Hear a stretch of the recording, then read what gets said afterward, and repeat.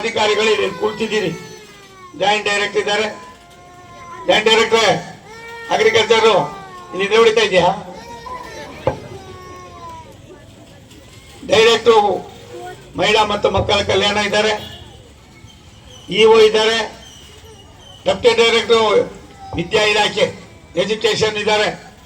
ಅವ್ರು ಮಾತ್ರ ನೋಡಿದ್ರೆ ಭಾರಿ ಖುಷಿ ಆಯ್ತದೆ. ಎಷ್ಟೇ ಸ್ಥಾನದಲ್ಲಿ ಇದ್ದೀರಿ ನೀವು? ಎಷ್ಟು ವರ್ಷ ಇದ್ದೀರಿ? 1 ವರ್ಷ. ಏನ್ ನಿಮ್ದು ಸಾಧನೆ? ಯಾವ ನ್ಯಾಯ? ಎಷ್ಟು ಜನ ಶಿಕ್ಷಕರಿಲ್ಲ? 3,000 ಶಿಕ್ಷಕರಿಲ್ಲ. ಕುಂದ್ಕೊಳ್ಳಪ್ಪ, ನನಗೆ ಗೊತ್ತು. ನೀನೇನ್ ಮಾಡ್ತಾ ಇದೀಯಾ? 3,500 ಶಿಕ್ಷಕರಿಲ್ಲ. ಇಲಾಖೆ ಮಾತ್ರ ಇದೆ ಅಂತ ಹೇಳಿದ್ರೆ ಎಷ್ಟು ಮಟ್ಟಿಗೆ ಇದು ನಾಚಿಕೆ ಗೇಡು. ನಾನು ರಾಜ್ಯ ಸರ್ಕಾರವನ್ನ ವಿನಂತಿ ಮಾಡ್ತೀನಿ, ಜಿಲ್ಲಾಧಿಕಾರಿಗಳು ಒಂದು ನೋಟನ್ನು ಕಳಿಸ್ಕೊಡಿ.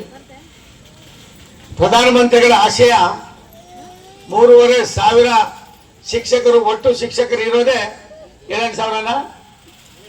7,000ದಲ್ಲಿ 50% ಶಿಕ್ಷಕರಿಲ್ಲ ಅಂದ್ರೆ ನಾನು ನಿನ್ನನ್ನು ಏನಂತ ದಂಡಿಸಕ್ಕಾಯ್ತದೆ? ನಾನೇ ಯೋಚನೆ ಮಾಡಬೇಕಾಗಿ. ಅದಾದ್ಬಿಟ್ಟು ನೀನು ಆರಾಮ ಕಾಲ ಕಳೆಯೋದು ಅಲ್ಲ. ಇದ್ರ ಬಗ್ಗೆ ನೀವು ಹೋಗ್ಬೇಕು, ನಿಮ್ಮ ಡಿಪಾರ್ಟ್ಮೆಂಟಲ್ಲಿ ಹೋಗ್ಬೇಕು, ಕುಳಿತುಕೋಬೇಕು.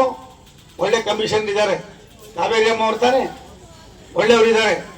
ನೀವು ಇವತ್ತು ಹೋಗಿ ನಾಳೆ ಹೋಗಿ ಅವ್ರ ಕೈಲಿ ನನಗೆ ಫೋನ್ ಕೊಡಿ. ನೀವು ಏನು ನಿಮ್ಮ ಹೆಸರು? ಮಂಜುನಾಥ. ಎಲ್ಲ ನಮ್ಮ APS ಮಂಜುನಾಥ. ಆ ಮಂಜುನಾಥನ ಇದನ್ನ ನೀನ್ ಮಂಜುನಾಥ ಬರ್ಕೋಪ.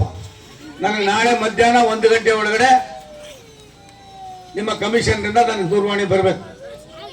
3,500 ಮಕ್ಕಳಿಲ್ಲ ಅಂದ್ರೆ ಯಾವ ರೀತಿ ನಡೀತಾ ಇದೆ ಅನ್ನೋದನ್ನ ನಾವು ಯೋಚನೆ ಮಾಡ್ಬೇಕು. ನೋವಾಯ್ತದೆ. ಇಷ್ಟೊಂದು ಸಂಖ್ಯೆಯಲ್ಲಿ ಮಕ್ಕಳು ಕುಳಿತಿದ್ದಾರೆ. ನನಗೆ ತಿಂಗಳಲ್ಲಿ ಎಷ್ಟು ದಿನ ಇರ್ತೇಪ್ಪ ನೀನು? ಎಲ್ಲಿ? ಚಾಮರಾಜನಗರದಲ್ಲ? ಮೈಸೂರು?